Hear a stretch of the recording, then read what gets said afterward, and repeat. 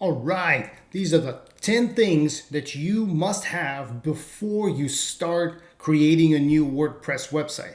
Ready to go? Number one, domain name. Where to get a domain name? Plenty of options are available. GoDaddy.com comes to mind, Namecheap.com, domain.com, whichever one you want. If you're in Canada like myself, I like GoDaddy personally because it makes it easy to sign for .ca. Okay, got it. Hosting provider. Who's your host? I've been with InMotion Hosting, but if you read blogs out there, it seems like Bluehost is great, SiteGround is great, HostGator is great. I like InMotion Hosting, have been with them for over 15 years. Excellent support. I would recommend them because I know them. Next, what do we need? Colors. Colors is fun. Everyone loves picking colors. So I draw attention to coolers.co. Here we are. Right now on this website, when you land, they have a nice tutorial. We're not going to go through this, but then you go to this menu that says make a palette, and from there the fun begins. You can spend hours upon hours figuring out what colors you like. Start picking something. Again, a nice tutorial here explains how to work with the system, what all of the icons mean. Feel free to peruse, and then hit the space bar. Boom, boom. Look at the colors change. You see something that you like. Oh, this red looks nice. Lock it down. I like this orange as well. Let's hit space again. You see that those two colors stay and the others change. See the combinations that you like. Maybe this one. Great. And then you can export them, preview the palette. You have all of the hex, RGB, all of the values that you will need for print and web purposes. Go ahead, download them. They come in a nice PDF file with a lot of versions, not only of these colors, but all of the hues that come with them. It's an excellent solution, especially if you're not a designer, especially if you don't have a natural eye for color combinations. All right, colors was number 3. Number 4 is fonts. Your website, your WordPress website will allow you to choose some fonts. What I like using is Google Fonts. Go to fonts.google.com and peruse at your leisure. Again, tons of fonts to choose from. Anything from serif, sans serif, the fun ones, the ugly ones, the weird ones, whichever fonts you use. You should probably stick to 2. And if your website is business, coaching, or holistic nutrition focused, like most of my clients are, don't go overboard. The simpler the better. That was number 4. Number 5. Go to unsplash.com. This is the source of royalty-free images. I know, everyone uses Unsplash. You go to every blog and you see images from Unsplash, especially if you've been using Unsplash for a long time. Don't worry about it. It is still a great place to start, and it provides you with an opportunity to express yourself without having to figure out images that are specific for you, recognizable, blah, blah, blah. Most importantly, they're free. Free. When you're starting out, that word should be music to your ears. Let's take a look. Here we are. Let's type in food because I deal a lot with nutritionists. Look at these images. They're perfect. You go up in this corner and you can change orientation. Landscape, portrait, square, depending on what you want to use. You can pick a color. I like oranges. Let's see what we have in an orange color. Look at those strawberries. Man, that's fantastic. Here's a pro tip. When you look at the image, you can download for free, and that will download the largest file possible. You don't want that. That's going to make your web page very heavy.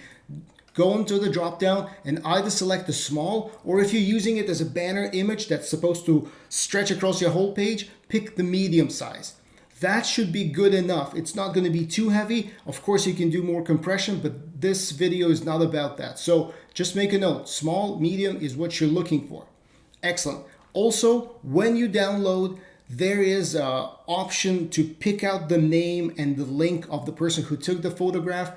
It is great to put this into the description. It is great to make sure that you say thank you to the people who have provided their work and you're using it for free. Just make a note of that. That was number 5. Number 6 and number 7. We need a logo, of course, logos. And we're gonna need a favorite icon. Favorite icon? You see this in the corner of every single tab? That's a favorite icon, fav icon. Canva.com is gonna save us today. where you can go to Canva, sign up for a free account, and go to templates, logos, and we are already here. Let's pick something that we want to use. Ooh, I like this one. Very clean. Nice. Now you already picked the colors for your website. Remember in that first step, pick your main color. Use this template and start editing to your heart's content. Boom, it changed. Remember you picked the fonts? You can use a different font for your logo. You're all set. Perfect. This is an easy and a good way to start, because I've seen people get hung up on logos, pay incredible amounts of money for something that's custom designed, and 3 weeks later, they're just starting to build a website. If you're so hung up on having that unique logo, sure, by all means, invest in a designer. Go to Fiverr. I'm going to leave a link down below and go nuts. But if you're like me, if your first priority is to get online and start making money, then Canva, thank you very much for the creators of Canva. My hat's off to you. Let's go. So we've done that. And you'll be able to use that same logo to create your favorite icon on your WordPress website, especially when it's a square like this. It's gonna work perfectly. Number 8, before you start a website, what you need all of your social profiles built. If you want to create a Facebook page, do it now. If you need to update something on Twitter or create a new Instagram profile, this is the time to do it. LinkedIn business page, do it now. And then write down all of those URL links, because you will need them when you're going to be setting up your website, especially if you're following my courses, because in the CEO plugins, in the Thrive themes templates that I'm using, they just fit right in. So having them handy, written them down on a sheet of paper is perfect. That was 8. 9, this is the boring part. You need language for your website's privacy policy, disclaimer, and terms and conditions. You can use templates, you can pay lawyers, do whatever you want. I recommend you use this, Termly. Termly is a great service because they keep the legal language fresh. They follow the changes in European Union, in California, in Canada, everywhere. And then what they do is update whatever policy you've written for your website with the correct terminology, so you're always compliant. Fantastic service. And if you need just one product, they give it to you for free and host it. Look at this.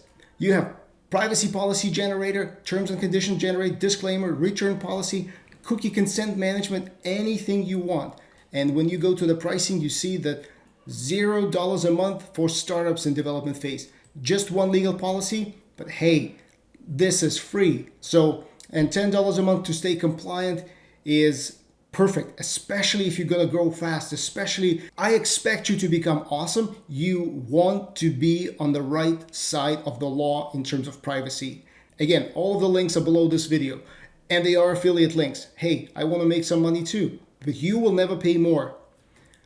Next, that was 9. 10, write down your site name. If it's the same thing as your domain name, fantastic. If not, think of a cool site name, and then a tagline. You will need it when you're registering your WordPress website. Tagline should be short, a sentence, max 2 short sentences. Should describe who you are, what you do, and where you're located if you are focusing on a specific territory.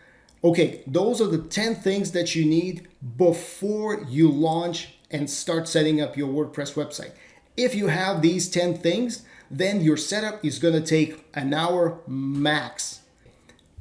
Awesome. Subscribe to my channel. I'll see you again.